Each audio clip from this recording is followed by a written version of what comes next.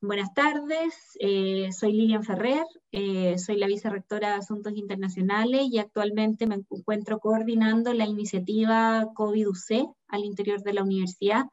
Esta es una iniciativa muy importante para nuestra universidad. Como todos ustedes saben, nosotros tenemos un compromiso a nivel país, un proyecto de contribuir a nuestra sociedad chilena, contribuir a la sociedad de la región.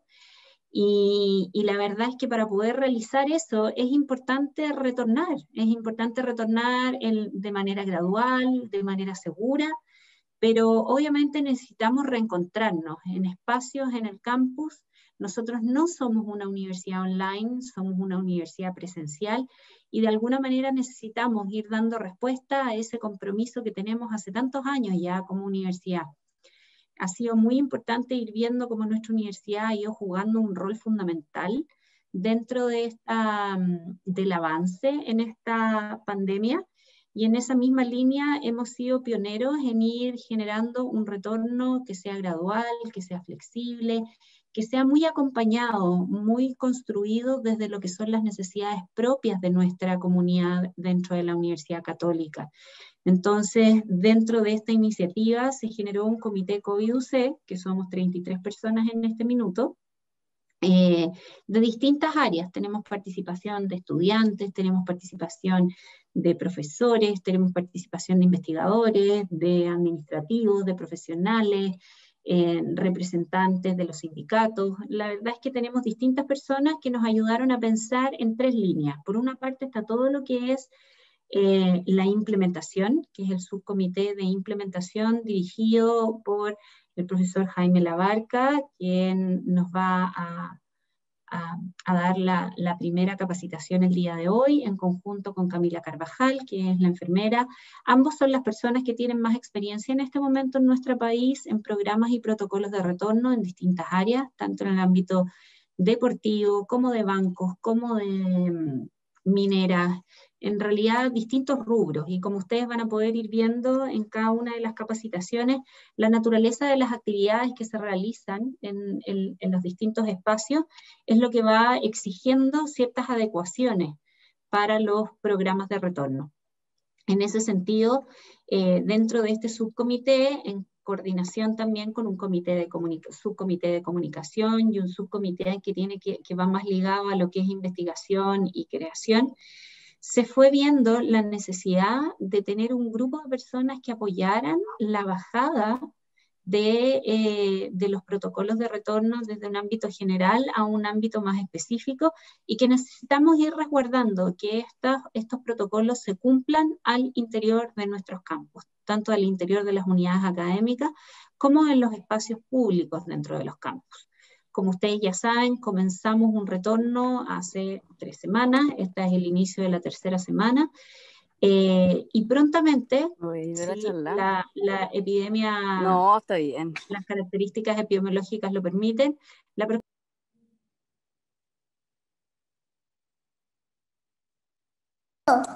no se escucha. Ahí sí, ¿sí? Un grupo pequeño, ¿no es cierto? Llevamos 3 semanas de Marcha Blanca, y la próxima semana ya comenzamos la etapa 3, que incorpora a los estudiantes dentro de nuestros campus en actividades de práctica clínica. También reforzar la idea que fue enviada el día viernes pasado. Nosotros vamos a mantener en algunos casos un sistema de 1x2 en distintas unidades o distintos espacios, pero también van a haber espacios de continuidad de trabajo. Y esta continuidad de trabajo tiene que ver, nuevamente insisto, con que necesitamos retornar, por supuesto siempre cumpliendo los aforos y las medidas de seguridad, a nuestros campus para poder dar respuesta a nuestro compromiso universidad. Así es que reitero las buenas tardes y el agradecimiento, porque cada uno de ustedes va a ser muy importante en poder generar los espacios de bajada y en ir resguardando que los protocolos se cumplan al interior de la universidad, de nuestros campus. Lamentablemente el campus Villarrica se nos quedó fuera en este momento. Nosotros pensábamos que el campus Villarrica era el que nos iba a llevar la vanguardia, ¿no es cierto?, con la recepción de todos los estudiantes, y bueno, lamentablemente la semana pasada el campus Villarrica se cerró, y por lo menos van a estar seguramente cerrados por 1 o 2 semanas y tendremos que ver cómo seguimos funcionando con ellos. Pero ellos hoy día solamente hay algunos turnos con algunos guardias. Así es que bueno, darles las gracias, insisto, nuevamente, esto es una construcción en comunidad, por lo tanto, si no tenemos personas como ustedes, futuros monitores COVID, ¿no es cierto? Y todas las personas que hasta la fecha han estado trabajando, que voluntariamente participaron también en las 3 semanas de Marcha Blanca, o que accedieron a asistir porque su área de trabajo era un área crítica para la universidad, la verdad es que esto sería imposible. Así es que muchas gracias por todo y dejo con ustedes al profesor Jaime Labarca. Como ya les decía, él es un médico infectólogo de nuestra facultad y que junto a Camila hoy día realmente es un lujo poder tenerlos en nuestro comité, ayudándonos a planificar la mejor manera de volver en comunidad. Así que profesor Labarca. Sí, muchas gracias, vicerrectora. Solo decirle que el comité que se creó para el fin del retorno a la universidad es un comité de la máxima importancia para las autoridades. De hecho, el rector pidió estar en todas las sesiones y no perderse ninguna, y prácticamente está tiempo completo durante las sesiones, así que él está ahí participando activamente en todas las instancias. Y lo segundo que quería decirle es que la primera sesión que tuvimos salió la necesidad de tener monitores en cada uno de los campus, ¿no es cierto? Y más de un monitor cuando fuera necesario, etcétera, porque creemos que es muy importante la bajada de las cosas, no sacamos nada con hacer normas y crear protocolos si no tenemos gente que está en terreno y las personas que son los monitores que van a estar viviendo en el día a día lo que está pasando.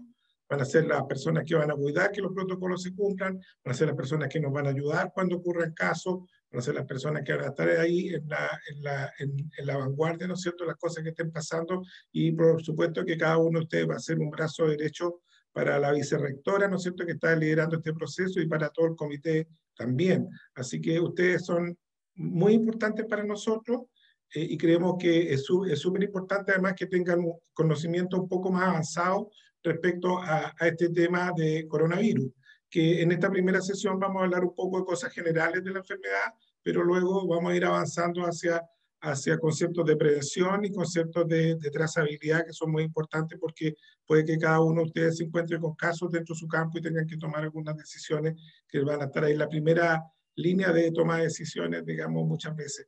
Así que, sin más, esto de tener gente con mayor capacitación, que llamamos monitores, personas con mayor capacitación, que llamamos monitores, no es solo en la universidad, también lo hemos tenido en muchas otras empresas. De hecho, hace un mes atrás tuvimos una sesión parecida a esta, ¿no es cierto?, pero con 1000 personas que se están capacitando como monitores para una empresa más grande o muy grande. De tal manera pero es bueno tener gente que sepa más de este tema y que esté capacitada para tomar decisiones. Habiendo dicho esto, voy a poner mi reloj a andar y vamos a hablar del tema de conceptos generales de la enfermedad por coronavirus. Yo quisiera ir un poquito rápido porque la verdad es que todos ustedes saben harto ya, y probablemente ahora que están monitores están mucho más ávidos de aprender más también.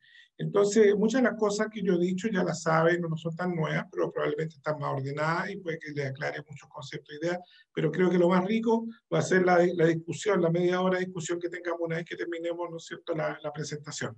Así que guarden las preguntas para el final y ahí yo lo espero después de haber estado casi un mes en el Buenos Días a Todos, que preguntaban de todo y lo más inverosímil, así que ahora me atrevo a responder cualquier pregunta que tengan ustedes, así que no le tengo susto a las preguntas por haber pasado por esa experiencia. Entonces, voy a compartir con ustedes mi presentación y voy a... tengo que subir la presentación. ¿Cómo lo hago para compartir? Ahí, ya, perfecto. Esta es. Muy bien, ¿se ve la presentación?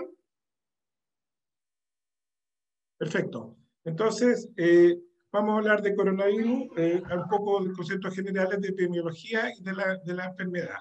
Entonces, solo decirles que esta es una línea de tiempo, ¿no es cierto?, en la cual aparecen todas las grandes epidemias y pandemias, hasta las más recientes. Básicamente, mostrarles de que la influenza española mató muchos millones de personas en su momento, en 1918, y la epidemia del VIH ha matado muchas personas, más de 25 millones de personas, pero a través de muchos años. Estas son las grandes pandemias que han habido en la humanidad, ¿no es cierto? Hasta la peste bubónica también está un poco más atrás, la plaga. Y el coronavirus y el COVID-19 parece chico acá, pero claramente estamos en otros tiempos y en otros momentos, y esto está ocurriendo de una manera muy rápida. Pero si hacemos un foco en este periodo de más abajo, que es el periodo más reciente, nos vamos a encontrar con algo bien extraño, digamos, bien interesante. Estas son del 2000 al 2020, estas son las 5 grandes epidemias que hemos tenido en el mundo. Y la primera fue el SARS, que fue el mismo coronavirus, pero en el año 2002, que era muy, muy grave y nos dio mucha preocupación a nosotros. Pero se logró contener porque había menos casos leves y menos casos asintomáticos, entonces fue mucho más fácil detectar casos y pararlos, oportunamente. Después viene el MERS, que es otro coronavirus, entonces, que está ahí presente desde el 2010 ahora y restringido al Medio Oriente, y luego aparece el COVID-19. Se nos queda afuera la influenza porcina, ¿no es cierto?, del 2009 y el ébola. Pero si ustedes ven de las 5 grandes epidemias mundiales o pandemias que hemos tenido en los últimos 20 años, 3 son por coronavirus. O sea, jamás habríamos sospechado hace 20 años atrás que coronavirus iba a ser un protagonista tan importante en todas nuestras vidas. Esta es la línea de tiempo. El 31 de diciembre supimos que había una enfermedad muy parecida al SARS del 2002. Sabíamos que era otro coronavirus en biología molecular, se secuenció el genoma completo, se detectaron los PCR. Ya el 31 de enero teníamos PCR en Chile, en el ISP y acá en la Católica, disponible para usarlo como test, ¿no es cierto? En febrero lo que vimos es que esta epidemia estaba confinada principalmente la primera parte de febrero a Asia, y pensamos que a lo mejor no llegaba a Chile, pero hacia la segunda quincena de febrero vimos que había tocado Italia y España en forma importante.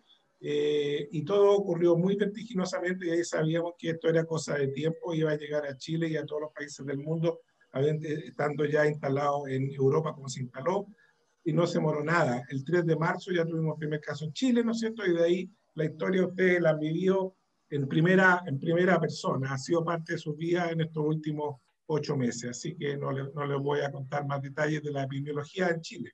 Vamos a irnos un poco a la parte del virus, cuadro clínico, diagnóstico, tratamiento, inmunidad y algunos temas de prevención, transmisión y prevención.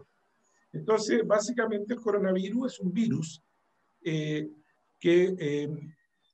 es de la familia del ARN y hay, conocidamente, hay 4 virus, ¿no es cierto?, que son estos que están acá con estas siglas y nombres raros, pero la verdad que nosotros los conocemos como los coronavirus, que producen resfrío común. Básicamente están todos los años con nosotros, y nosotros en medicina, sobre todo los que trabajamos en infectología, lo sabemos. El típico coronavirus que produce resfrío común, que son infecciones autolimitadas del tracto respiratorio superior, son esporádicos, particularmente en los meses de invierno. Este grupo de coronavirus y otra familia de virus son los responsables de los resfríos comunes, que cuando uno anda sonándose o estornudando, ¿no es cierto?, que son enfermedades menores. Pero ya sabemos, hay 3 virus que son realmente muy importantes. Son el SARS, el MERS, el SARS-CoV-2, y esos virus producen neumonía, la característica que producen neumonía potencialmente mortal, ¿no es cierto?, y son causantes de epidemia y de pandemia. En marzo, este era el árbol de los virus. Nosotros hablamos que habían 2 tipos de virus, del virus del SARS-CoV-2, uno los tipo L y otros los tipo H.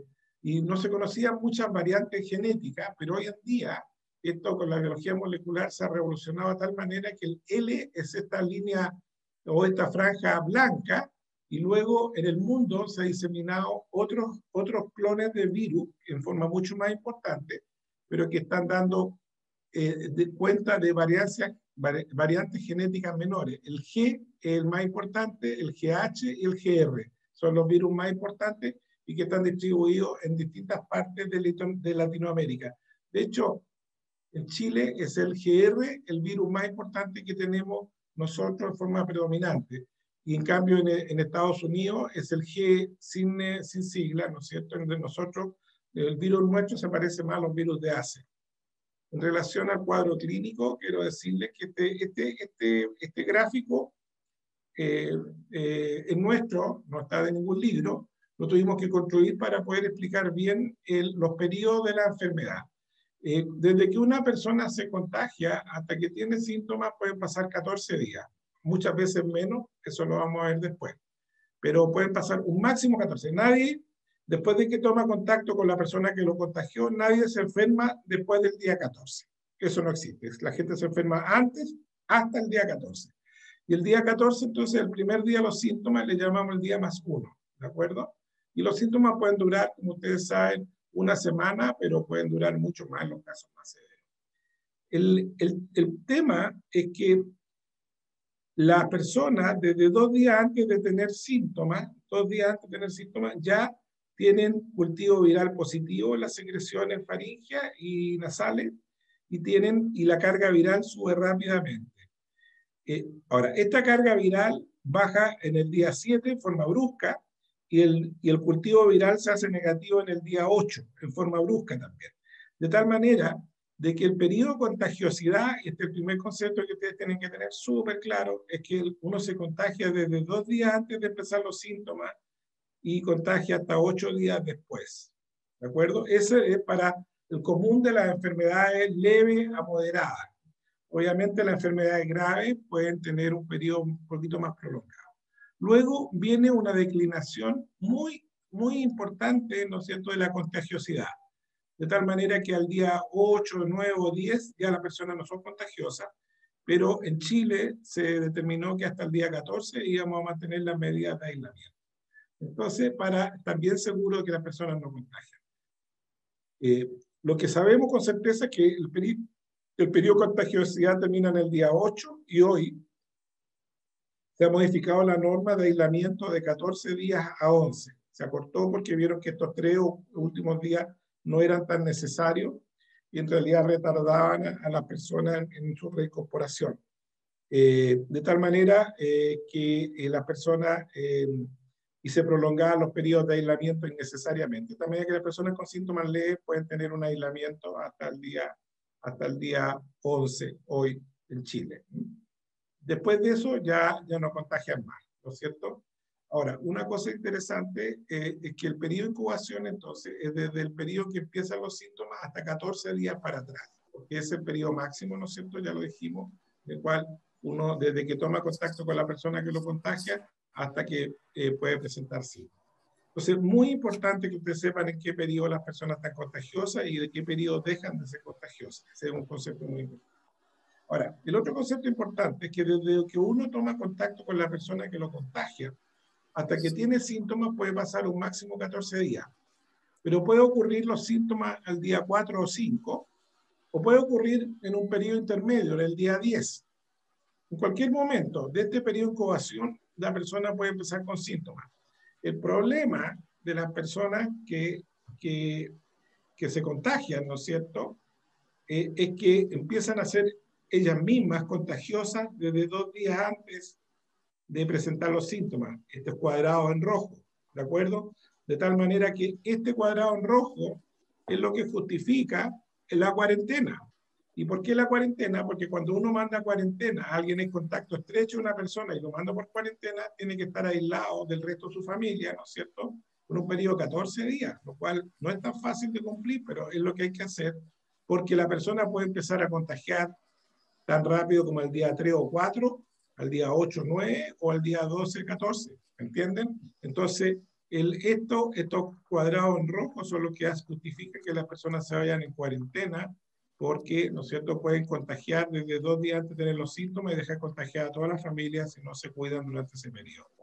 También puede pasar que uno tome contacto con una persona y nunca se enferme, nunca tenga ningún síntoma, y al final pase sus 14 días o 11 días de aislamiento, lo que sea, o sea, pues primero va a pasar la cuarentena, no pasa nada, ¿no es cierto?, no aparecen síntomas, ya se levanta la cuarentena, y aquí hay 2 posibilidades. Una que la persona fue realmente, nunca se contagió, fue contacto estrecho, pero nunca se contagió, o hizo alguna enfermedad asintomática, pero los asintomáticos eso se sabe después.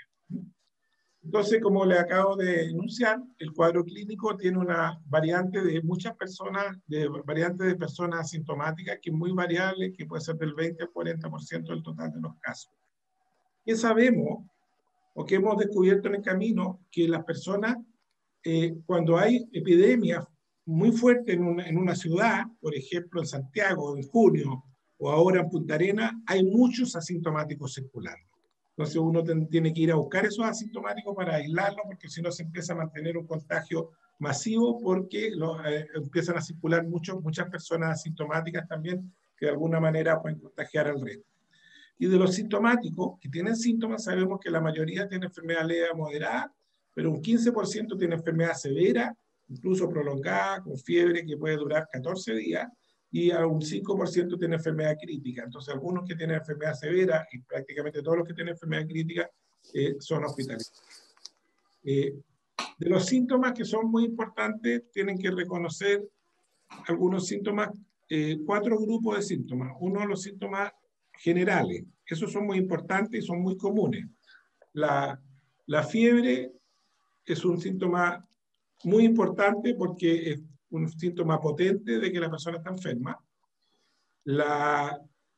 El compromiso de estado general o decaimiento, eso que cuando uno como que le sacan las pilas y ya pierde toda la energía, lo único que quiere es estar acostado, eso es otro síntoma muy importante. Los dolores musculares también son síntomas generales muy comunes en esta enfermedad, y el dolor de cabeza, que pasa a ser el síntoma más común. ¿De acuerdo? Si ustedes ven, estos síntomas son los más comunes, los generales. Aquí está el dolor de cabeza por orden de frecuencia, la mialgia o dolores musculares y la fiebre en tercer y cuarto lugar. Se dan cuenta que son muy importantes los síntomas generales. Luego hay síntomas respiratorios altos. Ahí está el dolor de garganta y la congestión nasal, que son muy típicos de los cuadros respiratorios virales, pero hay 2 síntomas que son muy sugerentes de coronavirus, que es la pérdida del olfato, que se llama anosmia, y la pérdida del gusto, que se llama ageusia. Si un paciente o una persona en el reporte le dice que perdió el olfato, súbitamente esa persona es altamente sugerente, ¿no es cierto?, que tiene un coronavirus y tiene que mandarlo a hacerse el PCR de inmediato y no tenerlo tanto en observación. Después están los síntomas respiratorios bajos, entre los cuales el más importante es la tos, pero también puede haber dolor al pecho, que es un dolor raro, es un dolor como que duele el pecho, no una puntada, como en la neumonía o bronconeumonía. Este dolor al pecho es interesante, lo vamos a comentar en la siguiente diapositiva. Y luego, el virus se puede alojar en el tubo digestivo. Hay receptores para el virus en el tubo digestivo, por lo tanto, es relativamente común tener náusea, vómito y diarrea. También puede haber dolor abdominal y diarrea. Síntomas digestivos pueden ser comunes también. De tal manera que guarden esta imagen de estos 4 grupos de síntomas, porque ahí está prácticamente la mayoría de los síntomas de estos pacientes. Esta es una enfermedad nueva y única, y eso es muy importante que lo tengan presente. Estamos frente a una enfermedad nueva y única. Y es nueva porque nunca habíamos visto en medicina un cuadro viral que quisiera perder el olfato. A lo mejor a ustedes les suena como, han escuchado, han visto ustedes que los doctores hablan tantas cosas raras, pero claramente para nosotros sí es raro que alguien pierda el olfato y pierda el gusto. Eso es raro. También es raro para nosotros que alguien se queje, dice, pero ¿cómo los doctores van a encontrar raro que alguien se queje de dolor al pecho? No, pero alguien que esté con un cuadro viral y se queje de que le duele la parte anterior del pecho al lado derecho, al lado izquierdo, o la escápula, en distintas partes, es raro, no ocurre. No es el dolor al pecho que uno ve cuando tienen neumonía, que es como una puntada. Y este dolor está denotando la neumonía. La neumonía es muy común y la neumonía es muy periférica en el pulmón y por lo tanto produce una irritación de la pleura. Y eso no lo hemos visto en ninguna otra neumonía. Hablando de neumonía, esta es otra cosa súper rara. Nunca habíamos visto un virus, nunca. Yo ya tengo muchos años de experiencia, ya estoy bien mayor en este tema, pero nunca habíamos visto un virus que por sí mismo produjera tanta neumonía en tantos pacientes. Cualquier paciente que esté 5 días con fiebre en su casa, lo más probable es que tenga neumonía, aunque no se sienta mal, aunque se sienta relativamente bien. Si uno le pide radiografía, la cantidad de neumonía que uno encuentra en la radiografía es muy alta. De tal manera que la neumonía es muy frecuente y tiene estas características especiales que ya les mencioné. Lo otro que encontramos es la hipoxemia. Cuando uno tiene una neumonía puede tener un problema de oxigenación en la sangre y eso ya hace que requiera a la persona oxígeno. Pero lo que vimos en los hospitales es que las personas llegaban con el oxígeno muy bajo en la sangre, pero no se sentían mal ni se sentían cansados. Entonces, y es un hecho súper curioso que se llama hipoxemia y tiene algunas explicaciones fisiopatológicas. Lo otro interesante es lo que llamamos en medicina la tormenta de citoquina. ¿Qué es la tormenta de citoquina? Esto es una cosa que nunca hayamos visto en un virus tampoco, jamás lo hayamos visto. Es un virus que en el camino se transforma y se pone como si fuera un cuadro inflamatorio bacteriano. Y entonces empiezan a aparecer una cantidad enorme de mediadores químicos que nosotros llamamos en medicina citoquina. Y esos mediadores producen como una inflamación, fiebre alta y una serie de alteraciones fisiopatológicas, ¿no es cierto? Como si fuera una infección por una bacteria, que es las que producen los shocks sépticos. Entonces vemos esa cosa rara, ¿no es cierto?, que se ve muy propia de bacterias, pero la vemos producida por un virus. Una cosa muy, muy también interesante. Lo otro que vemos es que esta es una enfermedad súper prolongada, porque aquellos pacientes 80 pacientes que lo pasan rápido, no son problemas, pero lo que vemos es que aquellos pacientes que van hacia una evolución más delicada, recién al día 7 se empiezan a agravar. Eso les voy a mostrar. Y además, muchas veces ellos hacen una evolución bien prolongada, pueden estar enfermos, bien enfermos como de 3 semanas, y después la recuperación puede durar 1 a 2 meses. Entonces nosotros no es tan raro que incluso gente que hace enfermedad leve, nosotros nos damos cuenta que tiene un COVID leve, tuvo unos 3 días con fiebre, lo pasó en la casa. Hay alguien que tiene que... Daniela, tiene que cerrar el micrófono, por favor. Gracias. Entonces, tampoco es tan raro que hay gente incluso que hace enfermedad menos grave, nosotros la vemos que de repente al mes, ya 2 semanas recuperados, sin fiebre, sin nada, todavía se cansan, todavía tienen fatiga o les falta el aire para hacer ejercicio. La neumonía, les decía, es muy frecuente, muy, muy común, incluso en personas que no se ven tan enfermas, no siempre severa, pero puede evolucionar, como le decían algunos pacientes, hacia ser severa e inflamar prácticamente todo el pulmón. Esos son los pacientes que caen en ventilación mecánica. La radiología que vemos son infiltrados pulmonares muy periféricos, como estoy mostrando aquí en el escáner. Entonces son muy periféricos las manchas que aparecen en el pulmón. ¿Se fijan? Y por eso que duele la pleura, por eso que aparece este dolor. Eso no es tan común, ¿no es cierto?, en otras neumonias. Y rápidamente entonces puede llegar a una falla respiratoria y a una inflamación de todo el pulmón. Lo que ocurre es lo que se ve acá como una inflamación, aunque se llama daño alveolar difuso, ¿no es cierto? Y lo otro que hemos visto es que esta neumonía puede dejar secuelas. Las secuelas pueden ser por mantener un esfuerzo respiratorio prolongado por muchos días y retardar, por ejemplo, cuando se retarda la ventilación mecánica, por ejemplo, pero también es producto de la gran inflamación que se produce en el pulmón por esta enfermedad. Nosotros vemos muchas neumonias y no dejan ninguna secuela, pero esta sí puede dejar secuelas, así que también es un tema súper interesante. La gente que va a hacer una enfermedad grave, en general, tiene una primera semana que es muy viral. Esta primera semana está con el decaimiento, con la fiebre, los dolores musculares, andan como cualquier virus. Esto puede durar poquitos días y ser leve, y las personas se mejoran, sobre todo los jóvenes, pero los que somos mayorcitos podemos ir a evolucionar hasta esta forma de tener la neumonía, seguir al día 5, al día 6, al día 7 con fiebre, todos los días, fiebre, y ahí uno se hace radiografía de tórax a la semana en estas personas que se mantienen sintomáticas, con mucha frecuencia va a encontrar neumonía.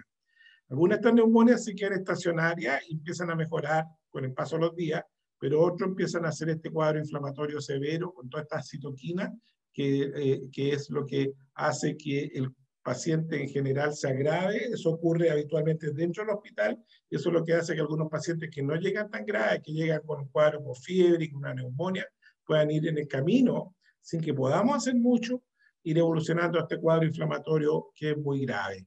Entonces, eso es lo que da cuenta de todos estos pacientes que, ¿no es cierto?, que están en estado crítico y conectados a ventilación mecánica. Entonces hay que considerar que una fracción de los pacientes, que por suerte es la más baja, puede tener esta evolución hacia la fase neumónica y posteriormente hacia la fase inflamatoria, que es lo que condiciona la gravedad. Una de las cosas importantes también que aquí el principal factor de gravedad es la edad. Si ustedes ven aquí cuántos se mueren, ¿no es cierto?, a los 50 años, entre los 50 y los 60 es poco, pero sube rápidamente, ya a los 60 se empina y se va muy arriba cuando una persona tiene 70 y 80 años. Tienen que pensar que por cada uno que se muere, probablemente hay 3 o 4 más que pasan grave. Entonces, uno dice a los 60 años, un 4%, ¿no es cierto?, se puede morir, pero puede haber un 20% hospitalizado. Entonces, no es broma a los 60 años tener un coronavirus, y eso lo hemos visto, ¿se fijan? Entonces, los que van a la evolución más grave, que yo les acabo de mostrar la diapositiva anterior, son gente en general. El principal driver, el principal conductor, perdón, es la edad, y también algunas enfermedades crónicas, claramente las enfermedades cardiovasculares, la hipertensión dentro de ellas pasa a ser muy importante, la diabetes, y para qué decir todas las enfermedades respiratorias crónicas, que de hecho parten con un pulmón con menos capacidad, ¿no es cierto?, y que después en el camino, si llegan a tener esta neumonía, claramente se ve mucho más complicado. La letalidad, ¿no es cierto? Vimos que cuando llegamos, nosotros estamos espantados en marzo cuando veíamos que en Italia y España se moría el 10% de las personas que tenían el coronavirus, ¿no es cierto? Después vimos que la mortalidad bajó, la letalidad fue bajando en forma significativa, pero siempre se mantiene alrededor del 4%, y en general en China fue el 4% originalmente, después vimos que subió tanto en Europa, y después en Chile, ¿no es cierto?, en este momento es más baja, es del orden del 2%. Ahora, ¿por qué en algunos países se muere tanto la gente o la letalidad es tan alta cuando en otros puede ser más baja? Bueno, tiene que ver con la detección total de casos.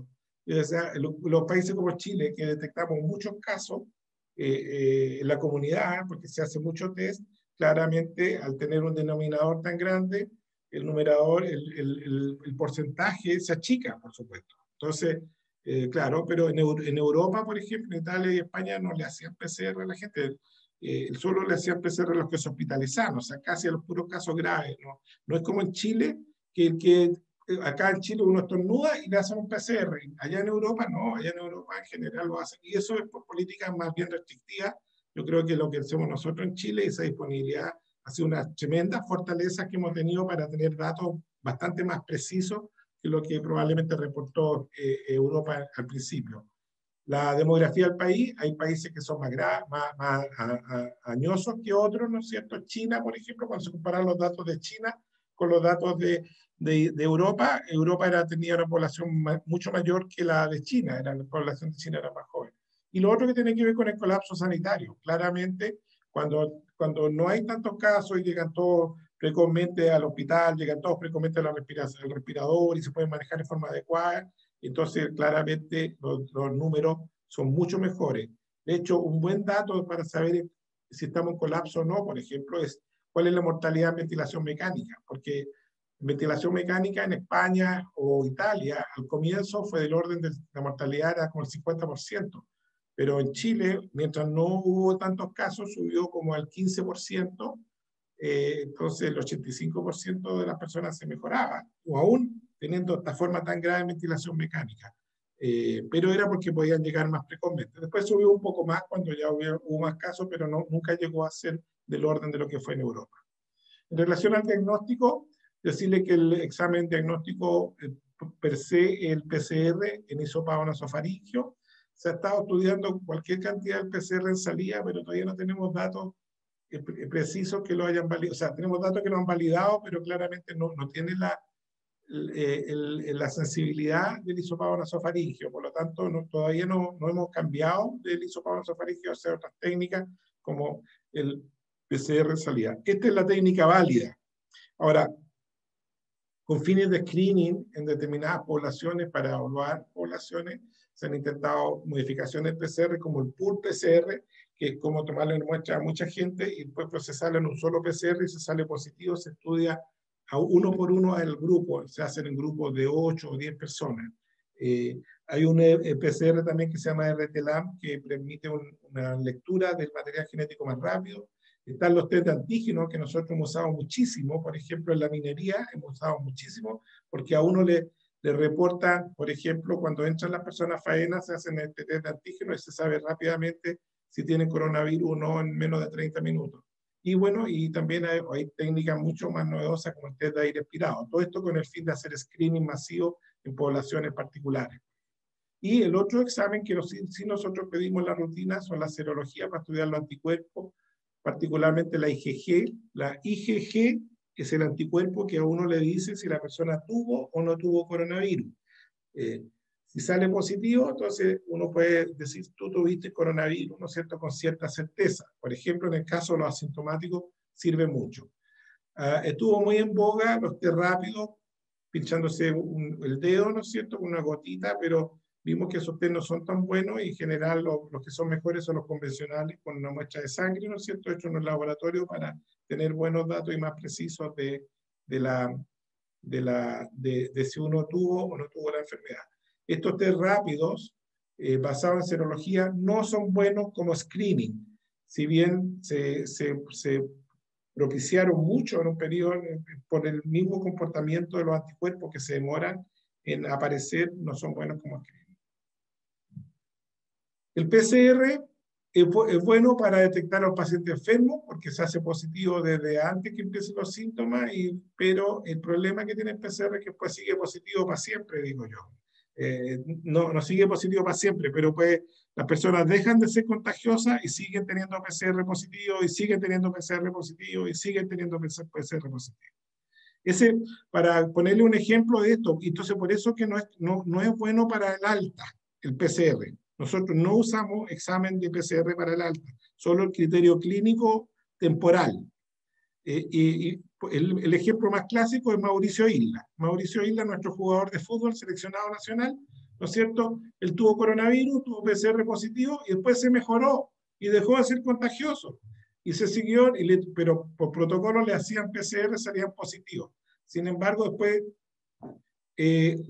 pudo jugar fútbol, ¿no es cierto? Y pero cuando tuvimos que lo necesitamos para jugar en el partido contra Uruguay, justo se hace un PCR y le sale positivo, así que no lo dejaron entrar a Uruguay para jugar, pero después se hizo negativo, así que es probable que pueda jugar hoy día con nosotros, ¿no es cierto?, porque el PCR se le negativizó después.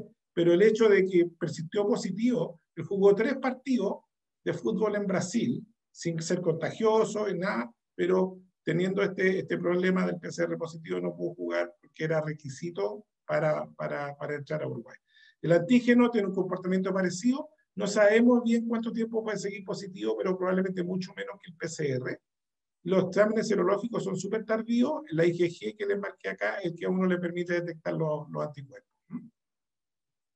El tratamiento se basa en antivirales, por ejemplo, y hay 2 técnicas antivirales, el Remdesivir, que es un antiviral que está disponible en Estados Unidos, y está el plasma, que se ha propiciado mucho y se ha discutido mucho. Y el otro son los corticoides.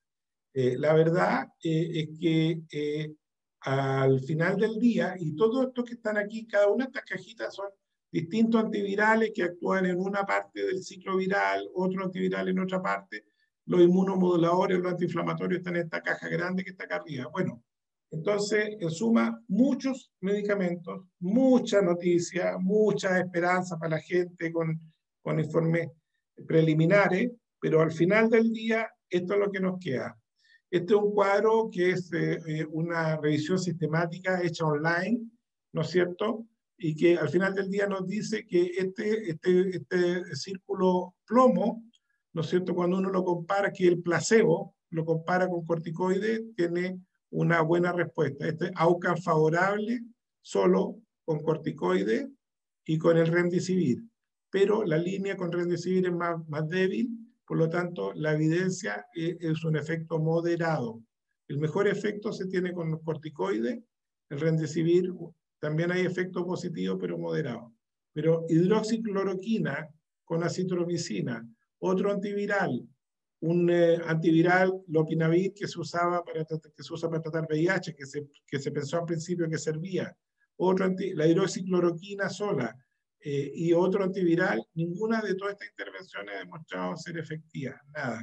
Entonces, de tal manera, y lamentablemente el plasma entra un poco en esta categoría de que tampoco sirve, porque se usó tardíamente, cuando tenía un efecto más bien antiviral, y no servía, y en nuestra Facultad de Medicina, la doctora Balcel hizo un estudio usando el plasma precozmente, y tampoco encontró que servía.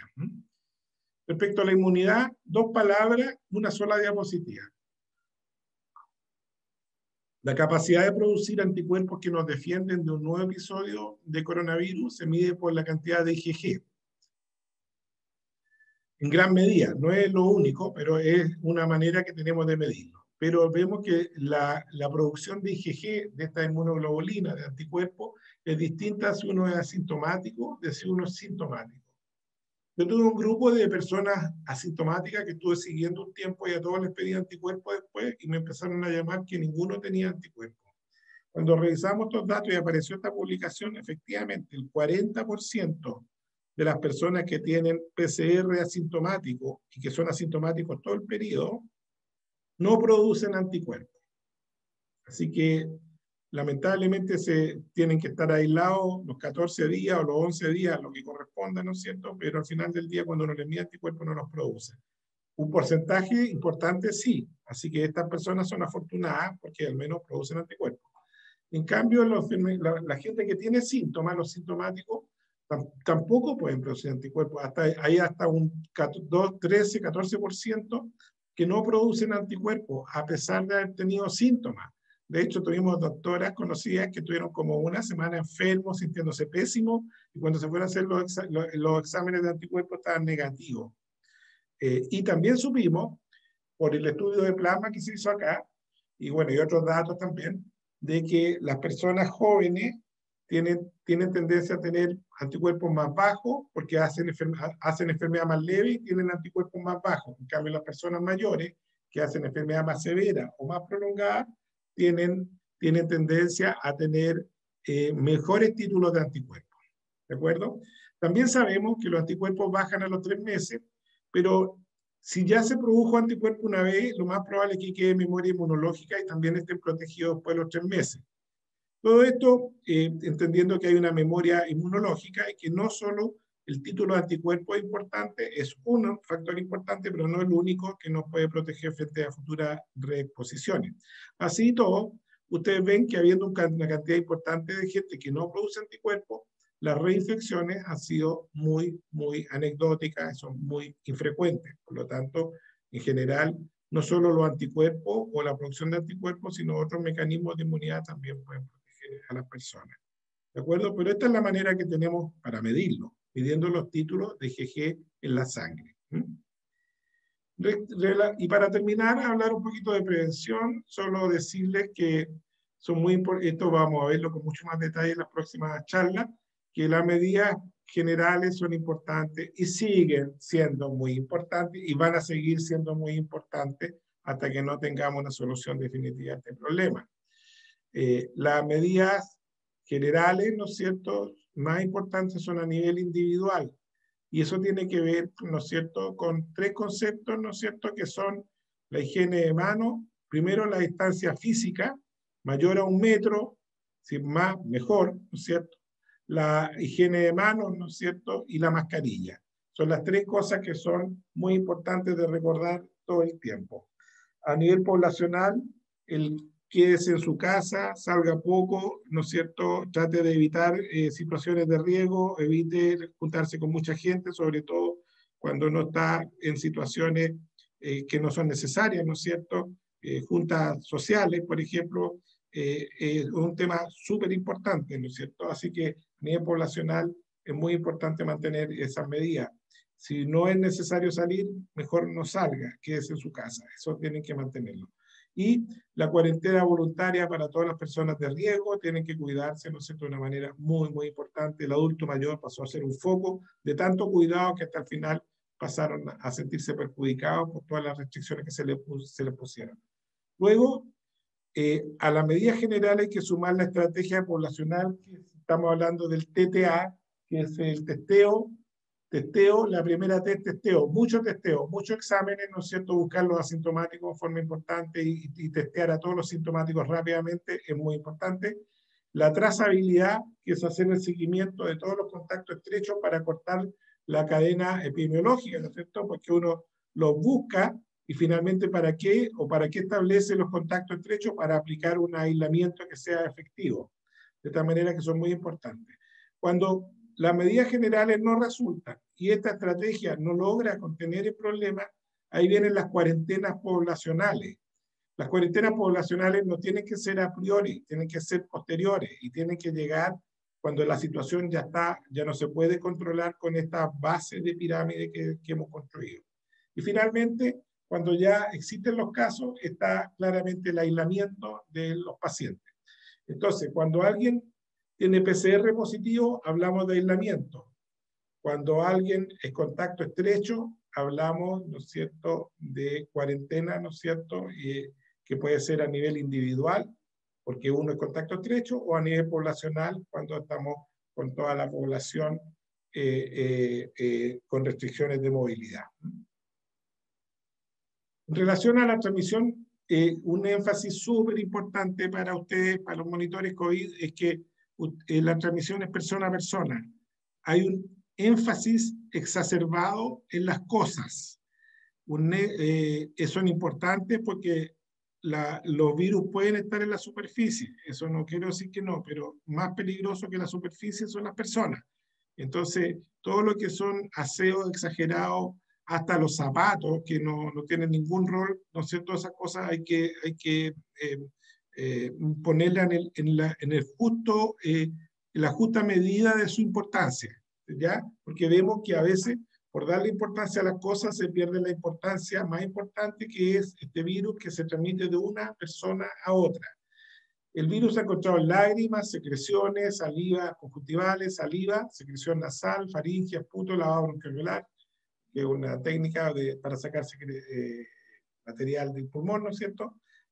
Secreciones, sangre, orina, deposiciones y semen. Se han encontrado todas estas secreciones corporales. En la transmisión fundamental es gotitas. Las gotitas se transmiten, ¿no es cierto?, cuando las personas hablan, ¿no es cierto?, o están en contacto con otra persona a una distancia que no es mayor a 1 metro. O por contacto directo con las superficies que están alrededor de una persona infectada. Eso es lo más importante, ¿ya?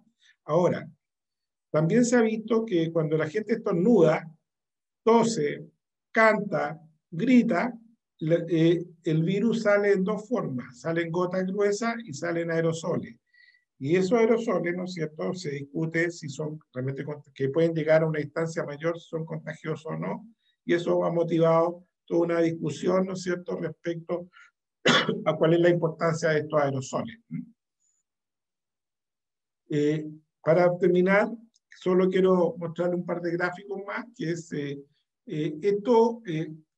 el virus deja de transmitirse a nivel poblacional cuando se encuentra una población que ya pasó por el virus, y eso se sabe por la medición de IgG a nivel poblacional, en un 60 o 70%. Y esta figura, este círculo de arriba a la izquierda, refleja bien ese 60 o 70%.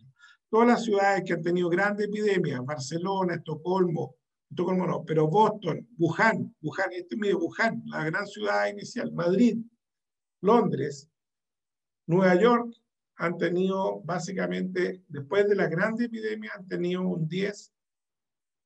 Solo Nueva York se encontró un 20%, pero en todas se encontró alrededor de un 10% de personas infectadas recién.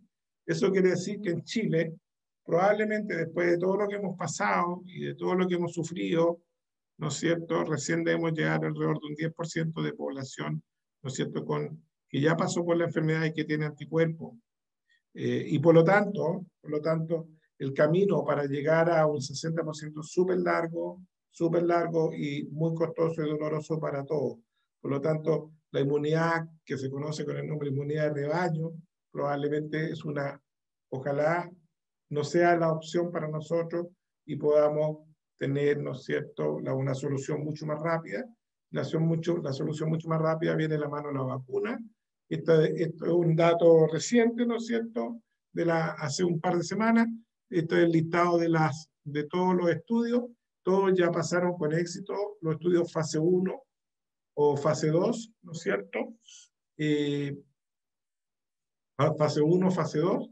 Y todos estos estudios ya están en fase 3. Entonces ya empezaron o están avanzados en fase 3 y van avanzando súper rápido. De tal manera que ya tienen, no sé, 20.000, 30.000 personas vacunadas, muchos de estos estudios, y van avanzando cada vez más rápido a tener una cantidad enorme de gente vacunada. En paralelo van fabricando la vacuna y lo que se necesita es tener como un periodo de 6 meses para tener una exposición, porque una vez que las personas están vacunadas, tiene que ocurrir la exposición al virus, tienen que ocurrir casos en las personas y en las personas que recibieron vacunas, en las que recibieron placebo, para ver si en realidad en la vida real están protegidos o no de infectarse con el virus.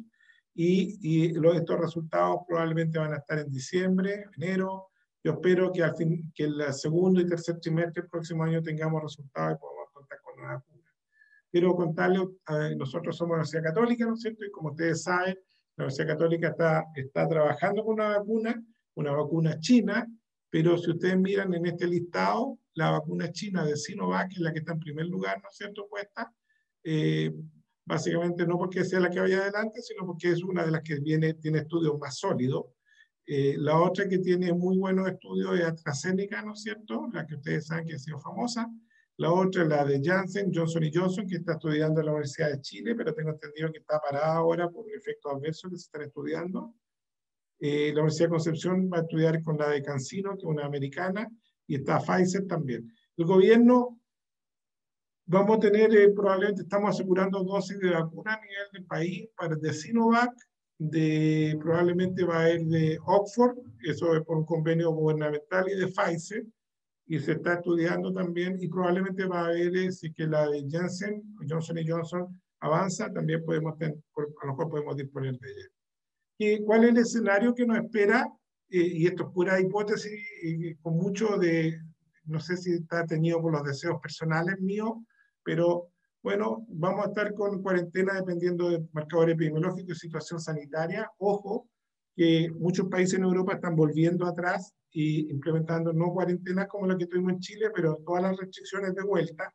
Por ejemplo, no restaurantes, no lugares públicos, etcétera. Una serie de prohibiciones de vuelta. Pero yo creo que si vamos trabajando bien el desconfinamiento y el retorno a las actividades como lo que nosotros vamos a hacer en la universidad, que probablemente vamos a marcar pautas, porque yo creo que todas las universidades están trabajando en lo mismo, pero cuando tengan problemas, todos se van a preguntar qué hacen en la Católica o qué hacen en la Universidad de Chile, por ejemplo, los referentes más importantes, y de ahí ellos van a resolver sus situaciones. Así que probablemente vamos a ir marcando la pauta a nivel del país. Entonces, este confinamiento a nivel del país, y que de alguna manera también es a nivel de la universidad, ¿no es cierto?, va a depender de la situación epidemiológica. Sabemos que tiene que ser progresivo, tiene que haber toda una preparación muy importante para el retorno laboral seguro y una preparación para la trazabilidad de los casos. Por eso es que usted además tiene que estar súper prepararse de alguna manera para la trazabilidad, porque eso probablemente les va a tocar, ¿no es cierto?, tomar algunas decisiones rápidas para colaborar en este trabajo con la autoridad sanitaria para cortar la cadena de transmisión. Vamos a tener epidemias como la que ya tuvimos en Santiago de nuevo, probablemente que el gráfico de arriba no creo. Vamos a tener una segunda ola más grande que la primera, no, porque esto no es la epidemia de influenza española, eso pasó en la prueba de influenza española. Yo creo que lo que nos va a pasar, y soy optimista, no va a pasar esto. Todos los países ya han pasado por epidemias grandes, ¿no es cierto?, o las grandes ciudades, y lo que vamos a ver es que van a haber rebrotes que van a tener alguna magnitud, pero no van a ser tan grandes como el brote inicial, pero un buen retorno laboral seguro, una buena preparación para la trazabilidad van a ser fundamentales para que tengamos estos rebrotes controlados lo más posible, ¿no es cierto?, y no lleguemos a tener que pagar consecuencias tan importantes como las que ya hemos sufrido. Para terminar, entonces, esta es la epidemia que ha afectado a la salud y la economía a nivel global y nacional de una manera muy significativa. Esta es una enfermedad altamente contagiosa y grave, como hemos visto, afecta a un gran número de población e impacta a los sistemas de salud de forma muy importante. Es importante entender los síntomas, las complicaciones, ¿no es cierto?, para aplicar medidas terapéuticas o consejos apropiados. Por eso me detuve en algunos aspectos importantes. Es importante considerar las medidas de protección también al personal y ustedes mismos, ¿no es cierto? Importante la educación y la colaboración de todos los sectores, y la solución definitiva viene por el lado de la vacuna y no por el lado probablemente de la inmunidad de rebaño. Para terminar, solo quiero decirle dos cosas. Uno, esta es una enfermedad nueva, no solo porque el virus es nuevo, sino porque trae una cantidad de síntomas que nosotros jamás habíamos visto antes, ¿no es cierto?, en el contexto de una enfermedad viral. Por lo tanto, hemos tenido que aprender mucho en el camino respecto a esta enfermedad nueva que nos trajo tantas cosas y dificultades nuevas también, y de la cual todavía tenemos mucho camino por conocer, particularmente en cómo tratar bien la enfermedad, ¿no es cierto?, y cómo prevenirla mejor. Y lo segundo, decirle que estamos viviendo un año histórico, estamos viviendo parte que va a quedar para la historia posterior, ¿no es cierto?, porque esta es la epidemia más importante que hemos tenido en los últimos 100 años. Desde la epidemia de influenza española de 1918 a 2020, ¿no es cierto?, han pasado más de 100 años y lo que hemos visto ahora solo se puede comparar con esa epidemia. Si bien con un número menor de muertes, hemos tenido una cantidad de casos que probablemente se asemeja o pasan en una enfermedad que probablemente es más grave que la epidemia de influenza española, pero en los tiempos modernos. De tal manera que esta es una pandemia, ¿no es cierto?, que nos trae cambios súper importantes, que es muy significativo a nivel, ¿no es cierto?, de la población. Nos va a traer cambios culturales, nos va a traer cambios médicos, ¿no es cierto?, y probablemente de alguna manera va a cambiar nuestra manera de hacer las cosas para el futuro.